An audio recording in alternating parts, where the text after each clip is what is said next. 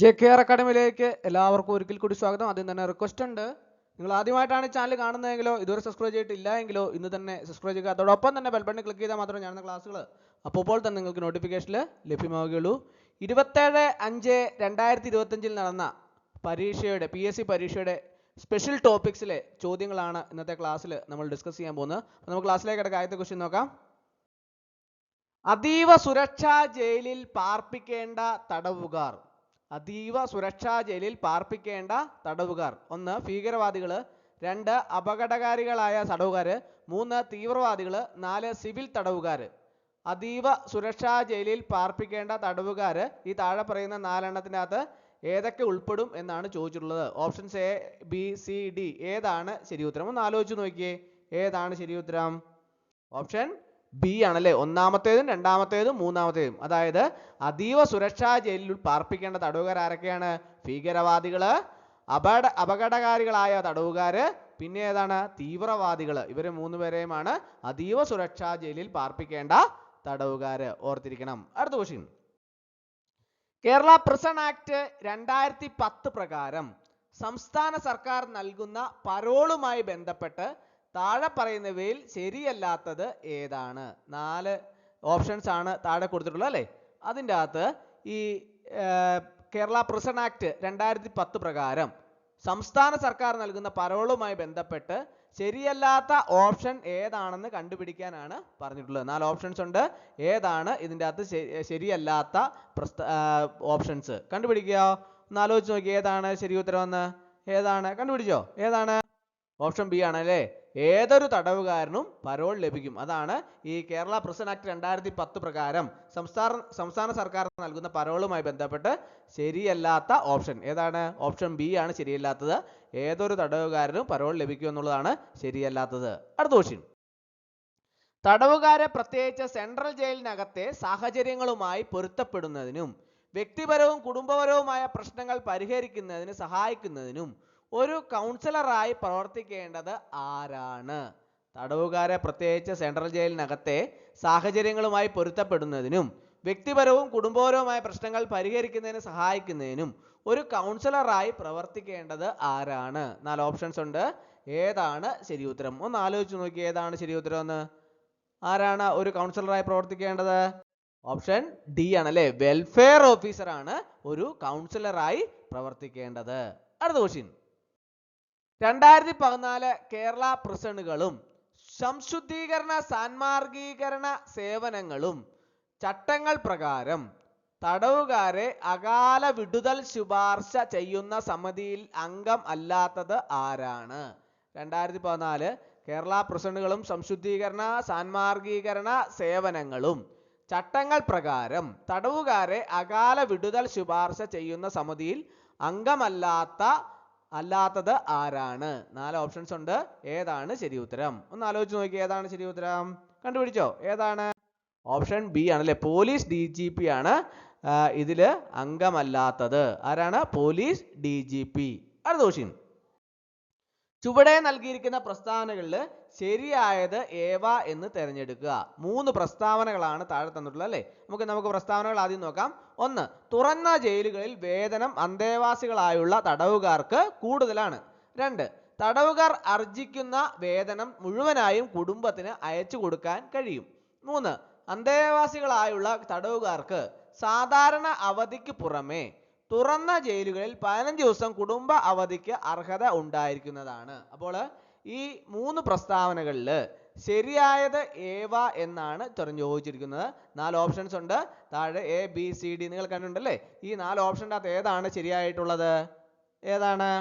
Option C ആണല്ലേ. 1ഉം 3ഉം മാത്രമാണ് ശരിയായിട്ടുള്ളത്. ഏതാണ്? ഒന്നാമത്തെ ഏതാണ്? തുറന്ന ജയിലുകളിൽ വേതനം അന്തേവാസികളായുള്ള തടവുകാർക്ക് കൂടുതലാണ്. മൂന്നാമത്തെ ഏതാണ്? അന്തേവാസികളായുള്ള തടവുകാർക്ക് സാധാരണ അവധിക്ക് പുറമെ തുറന്നു ജയിലുകളിൽ 15 ദിവസം കുടുംബ അവധിക്ക് അർഹത ഉണ്ടായിരിക്കുന്നതാണ്. ഇത് 2 എണ്ണമാണ്. ഒന്നാമത്തെയും മൂന്നാമത്തെയുമാണ് ശരിയായത്. അടുത്ത ക്വസ്റ്റ്യൻ. മനുഷ്യാവകാശ കമ്മീഷന്റെ നേരിട്ടുള്ള അധികാരത്തിൽ വരാത്തത് ഏതാണ്? 4 ഓപ്ഷൻസ് താഴെ കൊടുത്തിട്ടുണ്ടല്ലേ. അതിൻ്റെ അകത്ത് ഈ മനുഷ്യാവകാശ കമ്മീഷന്റെ നേരിട്ടുള്ള അധികാരത്തിൽ വരാത്ത ഓപ്ഷൻ ഏതാണെന്നാണ് ചോദിച്ചിട്ടുള്ളത്. അപ്പോൾ നിങ്ങൾ നോക്കി, ഓപ്ഷൻസ് നോക്കി. ഏതാണ് അതിൻ്റെ അകത്ത് മനുഷ്യാവകാശ കമ്മീഷന്റെ നേരിട്ടുള്ള അധികാരത്തിൽ വരാത്തത്? കണ്ടുപിടിച്ചോ? ഏതാണ്?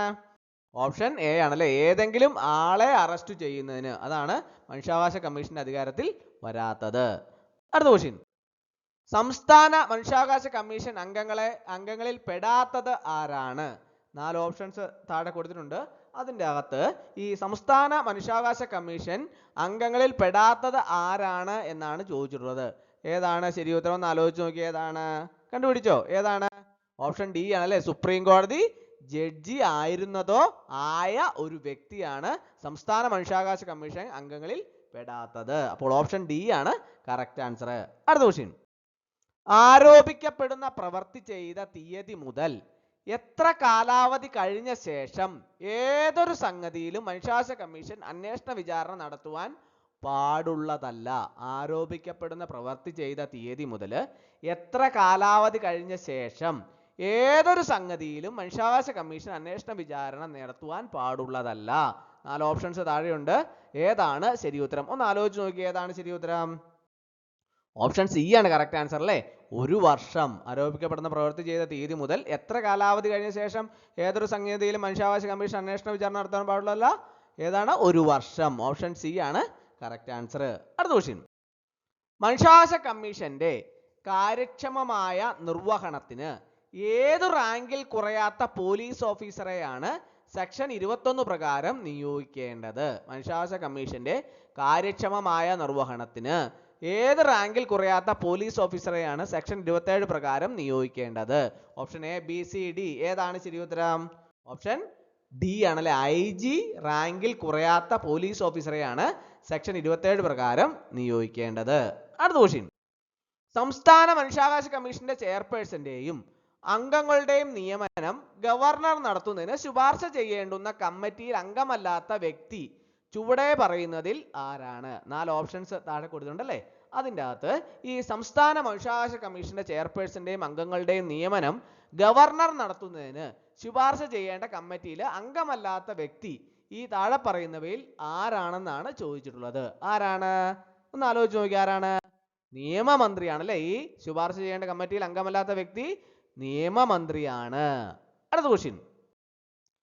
വിവരാവകാശ നിയമം 2005 പ്രകാരം ആവശ്യപ്പെട്ടിട്ടുള്ള വിവരം ഒരു വ്യക്തിയുടെ ജീവനും സ്വാതന്ത്ര്യവും സംബന്ധിച്ചുള്ളതാണെങ്കിൽ അപേക്ഷ ലഭിച്ച എത്ര സമയത്തിനുള്ളിൽ മറുപടി നൽകണം?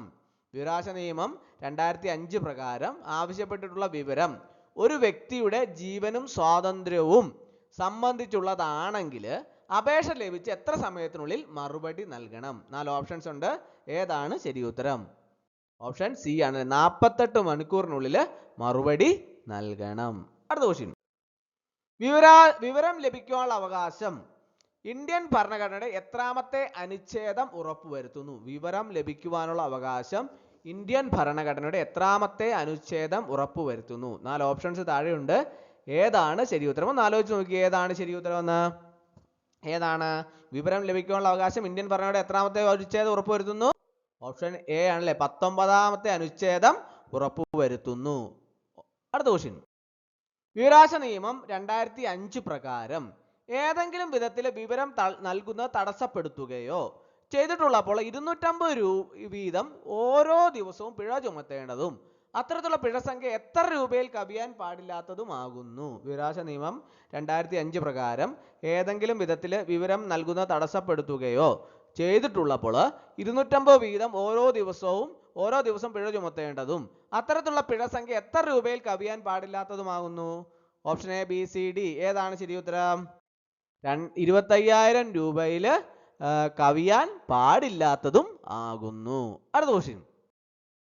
വിവരാവകാശ നിയമം 2005 സെക്ഷൻ 8 പ്രകാരം ചുവടെ പറഞ്ഞിട്ടുള്ളവയിൽ വിവരം വെളിപ്പെടുത്തുന്നതിൽ നിന്ന് ഒഴിവാക്കൽ ചെയ്തിട്ടുള്ളത് 4 സ്റ്റേറ്റ്മെന്റ്സ് ആണ് താഴെ കൊടുത്തിട്ടുള്ളത് അല്ലേ. പ്രസ്താവനകളാണ് താഴെ കൊടുത്തിട്ടുള്ളത്.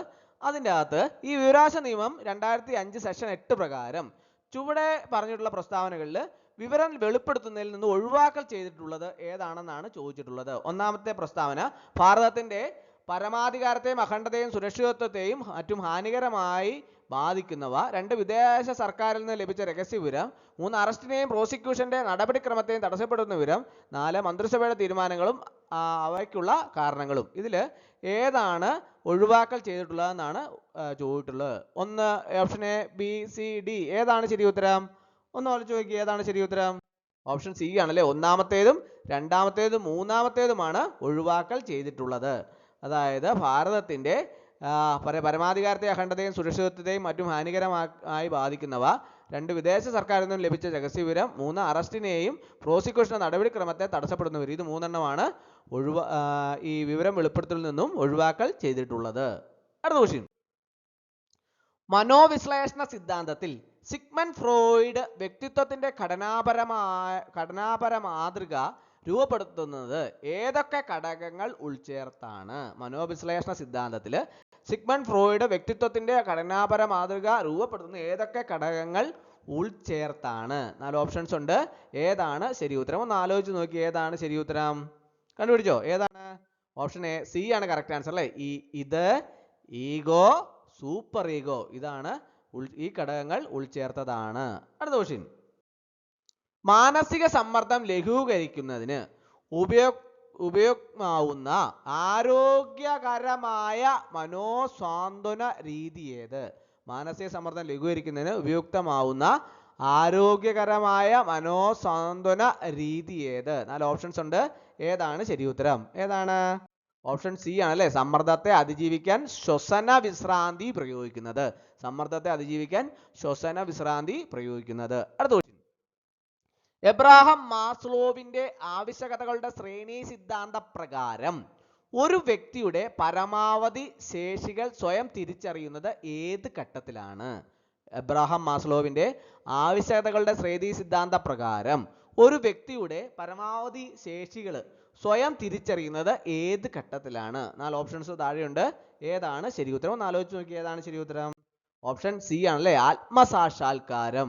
എബ്രഹാം മാസ്ലോവിന്റെ ആവശ്യകതകളുടെ ശ്രേണി സിദ്ധാന്ത പ്രകാരം ഒരു വ്യക്തിയുടെ പരമാവധി ശേഷികൾ സ്വയം തിരിച്ചറിയുന്നത് ആത്മസാക്ഷാത്കാരം ഘട്ടത്തിലാണ്. ഓപ്ഷൻ സി ആണ് കറക്റ്റ് ആൻസർ. അടുത്ത ക്വസ്റ്റ്യൻ. ഉത്കണ്ഠയെ മനഃശാസ്ത്രപരമായി വ്യക്തമാക്കുന്ന ഉത്തരം തിരഞ്ഞെടുക്കുക. 1 ഭയവും ഉത്കണ്ഠയും ഒന്നു തന്നെയാണ്. 2 പുലി ആക്രമിക്കാൻ വരുമ്പോൾ അനുഭവപ്പെടുന്നതാണ് ഭയം. 3 ഭാവിയിൽ സംഭവിക്കുന്നതായി കരുതുന്ന കാര്യങ്ങളോടുള്ള ആശങ്കയാണ് ഉത്കണ്ഠ.